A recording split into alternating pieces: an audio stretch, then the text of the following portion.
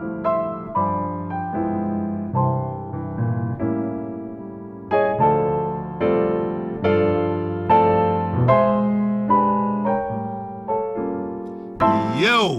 hell yeah.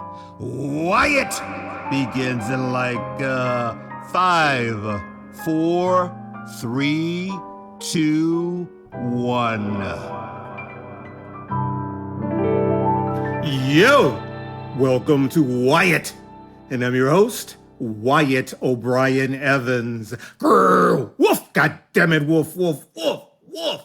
Hi, I said hi to all my YouTubers out there. If you like what you hear and if you like what you see, just, click those subscribe buttons at the bottoms of all of your screens. And because I know you loves me, I know you do, give me some likes. And because I always like to know what you are thinking, send me that feedback because it's always greatly appreciated. Y'all look, today's Wyatt is a special episode. Our very special guest is Mr. James Earl Hardy, the renowned author of the acclaimed and iconic B-Boy Blues series of novels. He's here to shoot the fat, to talk stuff, so let's get into it right now.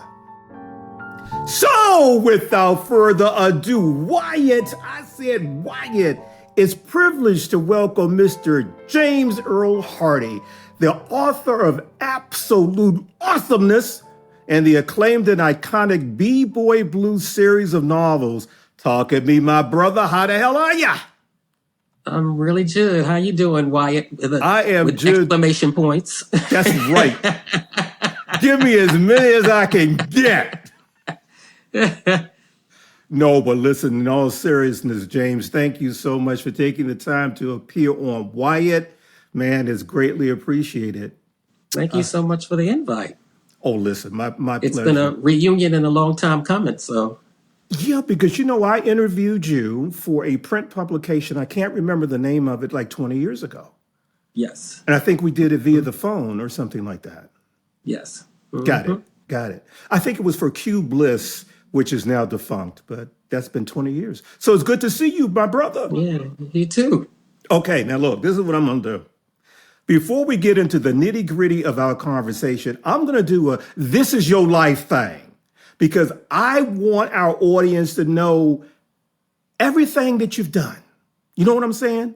And what I'm going to do is I'm going to use my announcer's voice. So here we go. James Earl Hardy is a New York Times and Amazon best-selling novelist. He's the author of the popular B-Boy Blues series launched by 1994's B-Boy Blues, praised as the first gay hip-hop love story. The novel was a 1995 Lammy finalist for Best Gay and Lesbian Small Press title and is required reading in contemporary African-American fiction courses and gay and lesbian studies programs at colleges and universities internationally. The other titles in the series are Second Time Around, If Only for One Night, The Day Eazy-E Died, Love the One You're With, A House Is Not a Home, and Men of the House. Mr. Hardy received the 2017 James Duggan's Outstanding Mid-Career Novelist Prize from Lambda Literary and has authored biographies on Spike Lee and Boys to Men. His stage adaptation of B-Boy Blues earned the Downtown Urban Theater Festival's Audience Award.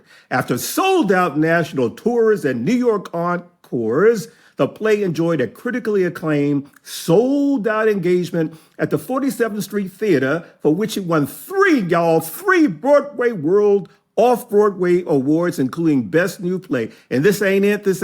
The long-awaited film adaptation of B-Boy Blues, co-written and executive produced by Mr. Hardy, won the Audience Award for Best Feature at both the American Black Film and Outshine LGBTQ Film Festivals. It was nominated for a GLAAD Media Award for Outstanding Streaming, Film Streaming, or TV, and it's currently, streaming on BET Plus. And as an honors graduate of Columbia University, Columbia University's Graduate School of Journalism. Mr. Hardy has written for a multitude of media outlets, including Entertainment Weekly, Essence, Newsweek, Out, The Source, Five, and The Washington Post. Yes, this versatile talent has received a Village Voice Writing Fellowship and Harburg Arts Foundation grant and scholarships from both the New York and national chapters of the Association of Black Journalists. You know, I'm kind of tired, but I had to get that out. You know what? Listen, I have read people's resumes on my show, but I've never had to read one this long, but I needed to get it in because, listen, in all seriousness, people need to know everything you've done. You know? Thank you. Sure. Now, listen, don't go breaking your hand, patting yourself in the back. But anywho, do us a favor and give us the synopsis of B-Boy Blues. Well, the very short story. Listen, look, look, I got James Earl Hardy on my show, so look, you can go as long as you want, baby. Go ahead, do your thing, Well, the narrative is basically opposites attract and fall in love. A Black gay journalist from New York City, of course, who falls in love with a homeboy Black messenger from Harlem. They meet in '93, and the series follows them actually for the next 20 years. Okay. So, yeah. Okay. I like that. I think you did that in like 25 words. I love it. I love it. Okay. Now, look, you know that before I decided to have you on the show, that is, before you decided to agree, I had to do my research. Because, I'm a journalist, so I do research. So here we go. James, in 2022, blacknewsportal.com interviewed you. Here's a quote I'm going to read, and then I'd like you to please comment. And here it is. I quote, Hardy said he prayed B-Boy Blues would serve a deeper purpose beyond the characters and the story. He wanted it to be an outlet to tell the experience of so many Black same-gender loving people. Over the years, Hardy initially received countless handwritten letters by mail from fans, and today gets numerous messages via social media and email, end quote.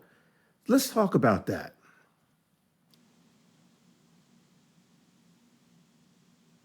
Anything you want to say about that?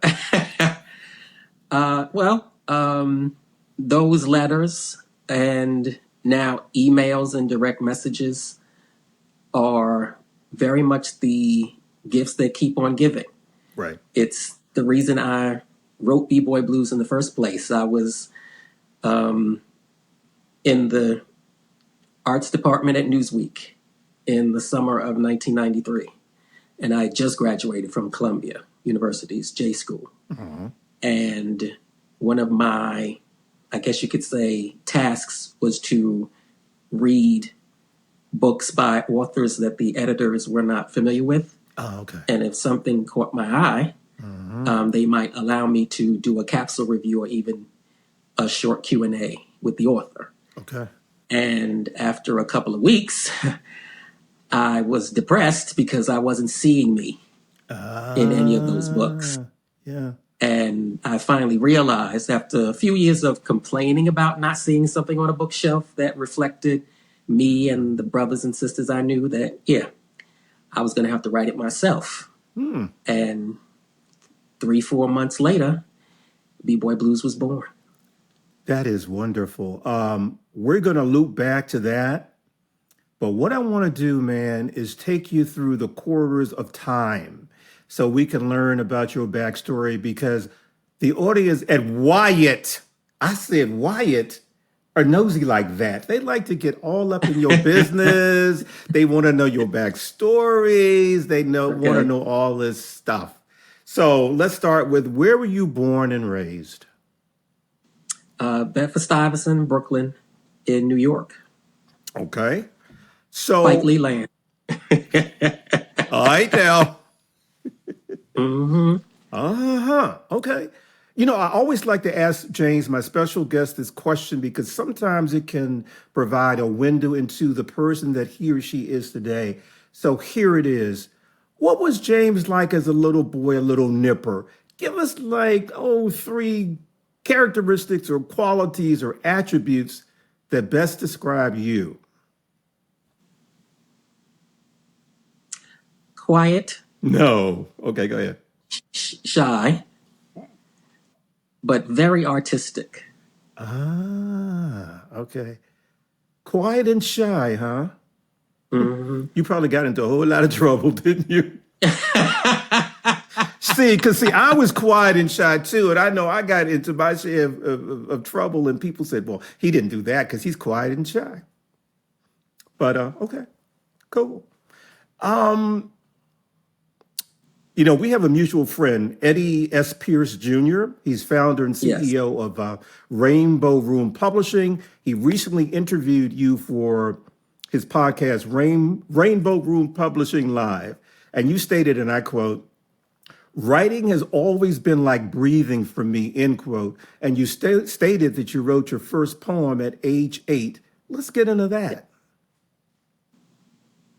Well, yeah, I think that's where the artistic side bloomed. I wasn't really a talker, but I really spoke with the written word. Mm, So it started with poems right. when I was barely in my teens, and I graduated to like the yearbook and the high school newspaper, and then realized, well, I could actually maybe even learn a living doing this. So undergraduate and undergraduate at St. John's University, Jamaica, New York, where I studied communication arts, Okay. and then the J School at Columbia, journalism. So, Okay. Cool. Just a few minutes ago, you were telling us about how B-Boy Blues came to be. Let me ask you this, James. What's the meaning behind the title, B-Boy Blues? Why that particular title? well, black in the day, Yeah. the homies were often called or referred to as B-boys, Right. block boys, Got it. the brothers on the corner. And that was just a perfect way to stamp them in both the novel and by extension the series. And of course, for a guy like Mitchell who found himself attracted to them, I think their rugged masculinity, yeah, you're going to have fun with this guy, but he's going to give you the blues. I Hence the title. So, listen. That is perfect. I mean, really, it encapsulates everything. Cool. Okay, I love that. I okay. really love that. Okay. Last year, the New York Amsterdam News interviewed you, and you stated, and I quote, and I found this to be so powerful and fascinating and so true. Okay, here it is. You stated, and I quote, you were expected to walk through one door, black or gay, and the novel unapologetically embraced and celebrated both. For them as well as rest of For them, as well as the rest of society, gay was a white thing, while black was specifically seen through a prism of heterosexuality. B-boy was too gay for some heteros, too black for some whites, as well as the wrong kind of gay for certain white gay folk, and the wrong kind of black for certain black hetero folk. End quote. Let's unpack that. That says a lot. It says a lot. And And it's, well, and unfortunately, in the 21st century, that's still the case. yeah. So, when when I was shopping around B-Boy Blues in early 1994, and in fact, I was actually shopping it around while I was finishing it. So That's good. Yeah, that was a I good would thing to do. actually send out the sample chapters on a Monday, and like clockwork, I would get them back by Friday. Okay. And most of the editors, most of them white, a couple of queer ones, but mostly heterosexual. Uh, they were just dumbfounded. They just didn't get it. They didn't understand it, because naturally there were certain boxes that you put certain people in, Yeah. and in the mid-90s, gay was certainly a white thing. All you had to do was look at most of the images that were created to see that. Right. And blackness was naturally heterosexual. Exactly. I think Archie Bunker on All on the Family said it best. There's no such thing as a colored fag. It's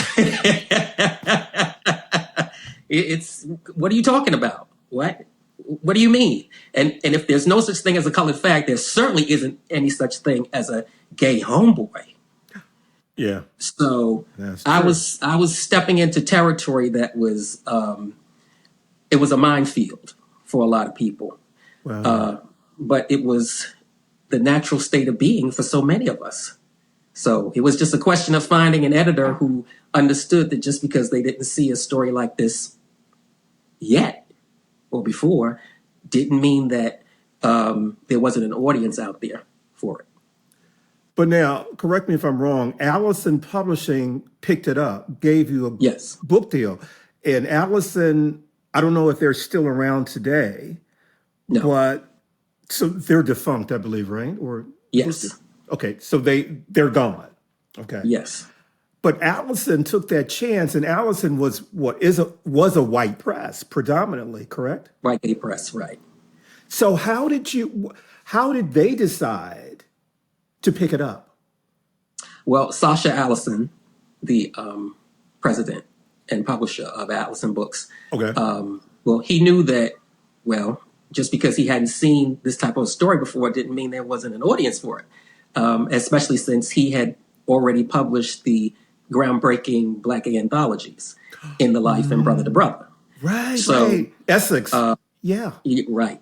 Essex So Hemphill. Right. he was very much on board, but I actually had to hold his hand through the process, just so that because he just didn't know Right, who he right. should reach out to, and what the marketing strategy should be to find the audience. So Interesting.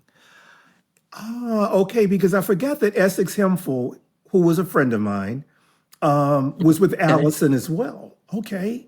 yes, Got it. Got it. So as far as Allison was concerned, it would make sense. oh yeah, Got it. Got it. Oh, wow. Okay. Okay, you added in that interview, you also stated, and I quote, the question was always who is going to read a black on black gay love story? The answer, it turns out, was everybody. I knew something special, transcendent was happening when I traveled to Brooklyn, and there were sisters reading B-Boy Blues on the A train. Many folks who aren't black and or gay and or male have told me that they got 50, 60 pages into the novel and totally forgot it was about two men. Let's explore that. Before we do, that is such a compliment because you're speaking a universal language. When that happens for an author, you are speaking this universal language. And you know what? It also adds to your book sales. most definitely. Yes, look. You wanted to be universal, but you also want to sell some books. So, okay, so let me shut up for a second, and please let's talk about that statement you made. Well, I guess the one person I really need to thank for that is Elin Harris, because, well, first I approached him during one of his book events. Cool. It was at a Different Light bookstore here in New York. Right. And I said, well, I introduced myself and I said, well, I have a book coming out later this year. And I would really love it if you would give me a jacket blurb. That is, if you like it. And I handed him the galley copy, and he saw the title and the subtitle. The subtitle people usually forget: a seriously sexy, fiercely funny black on black love story. I And like he's like, that. wow. Yeah, I like that. Okay. And so we exchanged information. And I didn't expect to hear from the brother because he was on a book tour. Sure. And he was promoting both in Invisible Life, the reissue, and Just As I Am. Right. And so, but I heard from him the following week. And he said, James Earl, I could never write anything like this, but I'm so glad you did because we need it. That is And when B-Boy Blues was released, everywhere I went, folks would say, well, Elin was just here. And someone asked him, who else should we be reading? And he said, you. So he understood that it was so important for us to get our stories out there. He did that with me and so many others. So, so a few years later, when I'm just, going to see my mom in Brooklyn, just seeing the sisters on the train, no fear, no apology, just the red, black, and green cover in color for the world to see. That was a beautiful thing. That was, what he did for you was so affirming. I imagine that really, I'm sure it really made you say to yourself, I've got talent. I mean, you probably already knew you did, but to have someone like that to do that, to advocate for you, that's affirming. It just it strengthens your core. So that was great. Indeed. Okay, Mr. James Earl Hardy. Let's turn to men of the house. I said men of the house. The latest installment in the B-Boy Blues series. So first of all, give us the synopsis. What's happening? Okay. Well, it's the 8th title, or rather installment in the series. Okay. And it picks up where, well, it doesn't really pick up where the previous novel installment left off, but it takes us into the 21st century, where now, well, Raheem and Mitchell have reunited. Okay. And Raheem has moved back into Mitchell's brownstone with Raheem Errol Rivers III, Raheem's son, who is now 15, who narrates the story. And Mitchell's daughter, Destiny, who is 5 years old. And we see the usual growing pains for a teenager with Errol, but also how he kind of gets used to, once again, having another Rivers man in the house. Exactly. When he's been missing for like a few years. So absolutely. Okay. I need your permission to do something. I hope that you will give me your permission. So, okay, here it is. Let me ask you something. I usually say, let me tell you something. But this time around, let me ask you something. Okay. Why did you decide to take the love story of Mitchell and Raheem in this particular direction? Good question. Actually, I think it was ordained. It was supposed to happen this way. Little brother man, as Raheem calls his son, was 5 years old when Raheem met Mitchell. And they literally became a family. Okay. Mitchell officially became Junior's godfather. Okay. And when he began high school, he moved in with Mitchell. because his high school, Brooklyn Tech in Brooklyn, is literally around the corner from their home. So, and Junior is the one who has had a front row seat for this relationship. So he has the inside scoop. So it made perfect sense that, and given that he loves Mitchell so much, that he would tell his side of the story, Okay. of the Pookie and Little Bit love story. So, Got it. Got it. Okay. Very good. Thank you so much for that. mhm, JEH, you've got so many, many fans. mhm. There's just so many of them. Mr. Donald Peebles, an Amazon reviewer, wrote, and I quote, I have been a huge fan of the B-Boy Blues series since reading B-Boy Blues in 1996. Men of the House is a testimony against arguments made by people who feel children raised in SGL, same-gender loving households, will turn out same-gender loving. And I was surprised by two major developments in Arrow's coming of age journey, end quote. Would you like to comment on that? Um, I think that that was one of the things that the publishers back in the day were afraid to express about B-Boy Blues.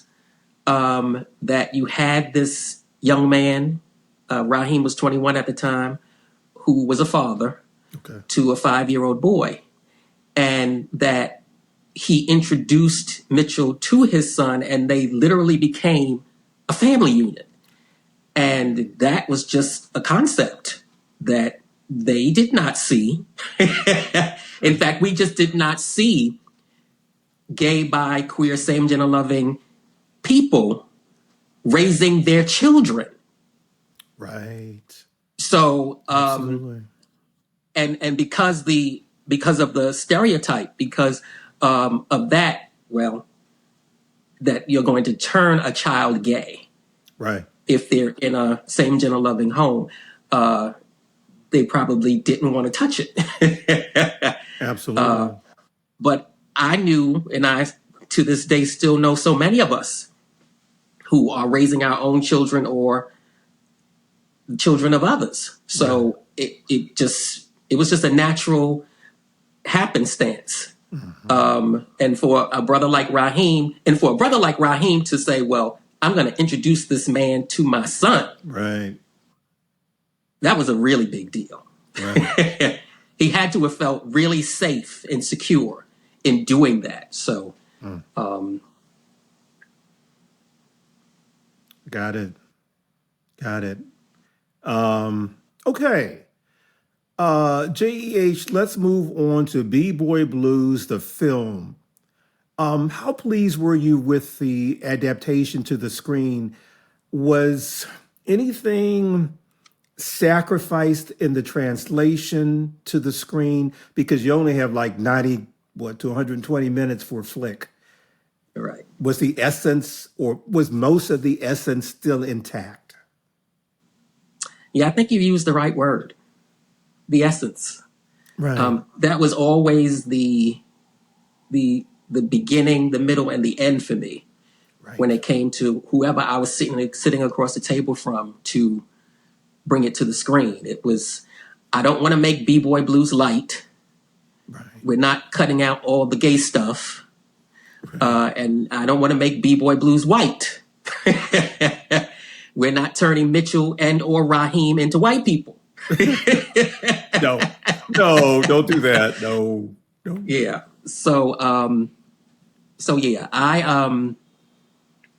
and the novel has gone through several options.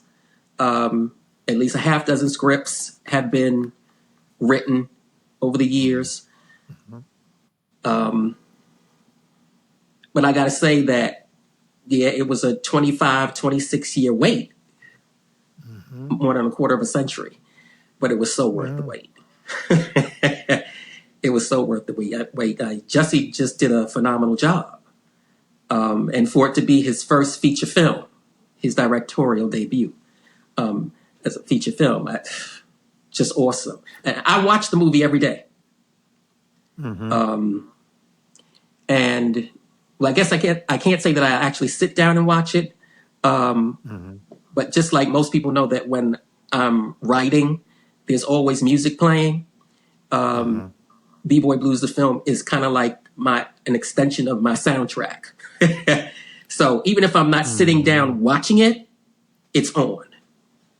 So I'm doing whatever I need to do in the apartment, and I can hear Mitchell and Raheem and BD and Babyface and that Gene. Ooh, They're all that Gene. there.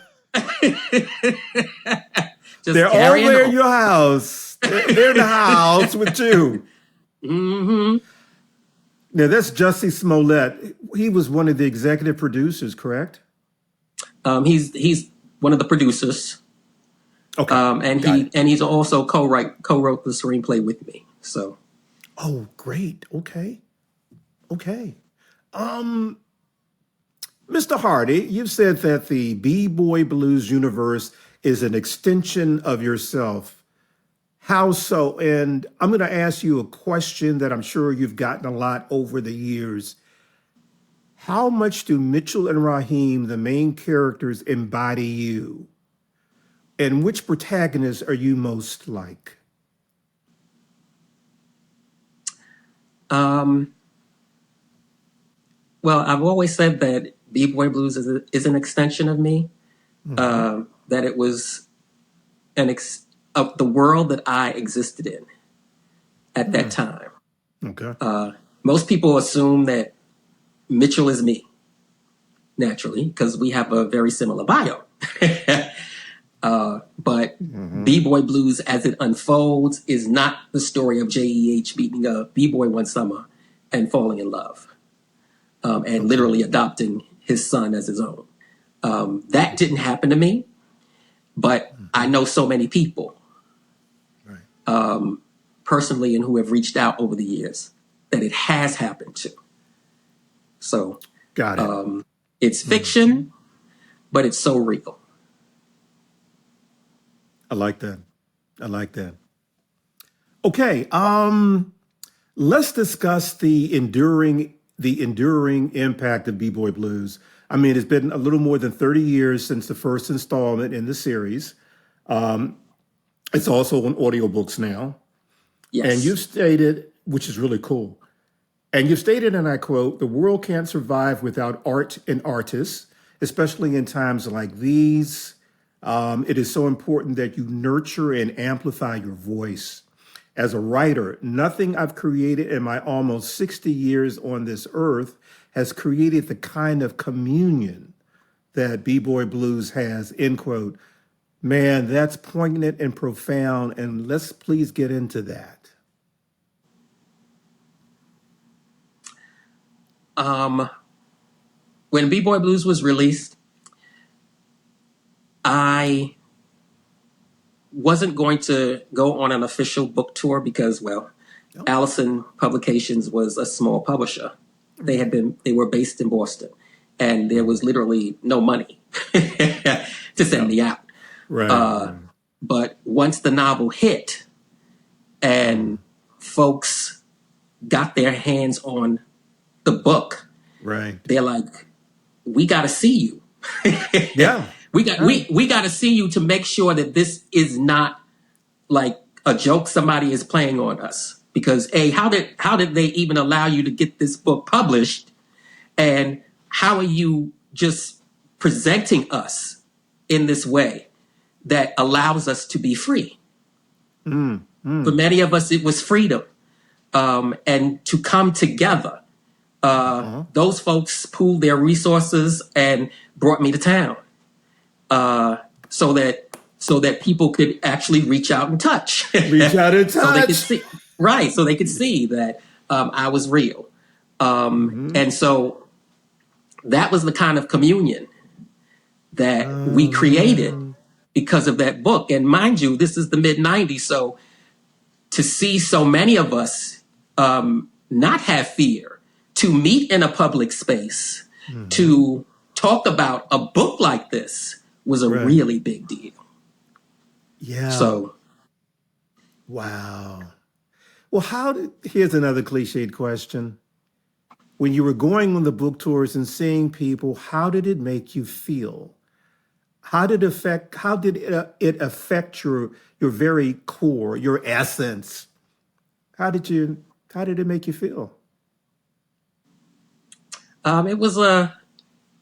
It was a welcome embrace. Hmm. Um, People lifting me up, and by extension, lifting us up. Right. And that was so important because we had so few so-called role models. We really couldn't point to much in media that reflected and celebrated us. So, and B-Boy Blues in a way was kind of like my coming out story because I'd never written anything at that point that truly embraced all of me. So Hmm. going out on tour, uh, it was kind of an eye opener for me because I saw that there were so many of us out there who needed it. And then being able to encourage other writers. Well, the world needs you. We need you. Don't try to be the next James Earl Hardy or Elin Harris. The world needs the first and only you. Mm. So, Wow. Thank you for sharing that. mhm. What's in the pipeline, man? Is there going to be another installment, another sequel? What you got going on? Well, I always kind of like Twitter over this because I can't really say that Men of the House #8 is the end because I thought there would I didn't think that there would be a sequel to B-Boy Blues. Oh, So wow. Okay. I was actually on tour promoting B-Boy Blues, and Hmm. I think most authors will tell you this. It's when once you create it, it takes on a life of its own. It Absolutely. lives, and um, I started hearing Raheem's voice. It's like, yo, I want to tell my side of the story. And before you knew it, by the end of '96, second time around was released. So never say never. Um, there could be a dozen more B-Boy Blues tales in the future. I would be more than happy to do that. So it's just up to the characters themselves. You know what? I figured you were going to say something like that. You know what you just did to me What? and to the audience here? Let me tell you what you did. You did the 2C. Do you know what the 2C is? What's that? The 2C is coy and cagey. You, you told us, listen, you told us shit, and then again, you didn't. So, so see, you were doing the 2C. You were doing coy and uh, cagey, and you know you were. But that's okay. Because look, I want you back on my show. okay. I want you back. Okay. So before we bounce, please, Mr. Hardy, give us all of your social media and how can we connect with you? Um, on IG and Facebook, it's I believe James.E.Hardy.9. Um, I'm rarely on X, so but X, it's I believe it's James Earl Hardy, Mhm. and folks can actually reach out to me via email too, james.earl.hardy@gmail.com. Cool. Before we leave, I'm going to be really serious here. First of all, I want to thank you again for being on this show. It Thank you really so means, much. seriously, it means a lot to me because I'm an author as well. And I've read Hmm. your series, and I knew that when I read it, it was something very, very special. And you, my friend, has opened the door for so many of us Black, gay, same gender loving authors to share our voices and to get them heard. And that is so very, very important. And Um, you are truly an icon. Um, and again, I just have to thank you for being on this show. I Thank really you so appreciate much. it. I really do. Yeah, this was fun. I told you it was going to be fun. I told you off air it was going to be fun. I said it was going to be substantive and it was going to be fun. Definitely. Mr. James Earl Hardy, thank you again for stopping by. Wyatt, it's greatly appreciated. Thank you. And please continue to support the series. As you mentioned, they're finally coming out on audiobook. The first 4 titles are right now available. B-Boy, Second Time Around, If Only for One Night, and The Day Eazy Died. And the other 4 will be coming in 26 and 27. And that's B-Boy great. Blues, the film, is currently streaming for free on Tubi. So Nice. and B-Boy Blues the play will be returning soon. So just keep an eye out. Ooh. Like next year, 2026? Like hopefully next year, yes. Oh, okay. Oh, great. Okay. Well, Mr. James Earl Hardy, thank you for stopping by. Wyatt, Thank you. I appreciate you. Appreciate you too, mister. Yeah. So, y'all, there you have it. You can find the official Wyatt podcast page at WyattEvans.com, the go-to destination for LGBTQ plus news, features, commentary, and entertainment. WyattEvans.com is visited by more than 100 countries on the regular. All I can say to that is, hey, baby. And at WyattEvans.com, you'll find my smoking hot, HAWT hot, Nothing Can Tear Us Apart series of novels. And as you just saw on the top, the newest installment is called Shattered. I said Shattered. And y'all, Shattered is full of action, danger, intrigue, sexually charged situations, passion, and all of the wonderful elements that you're used to in the Nothing Can Tear Us Apart series of novels. So get your new copy of Shattered. Now you can follow me, your host, Wyatt O'Brien Evans, all across social media, and poof is right there for you to peruse, like TikTok and Twitter and Facebook and Instagram.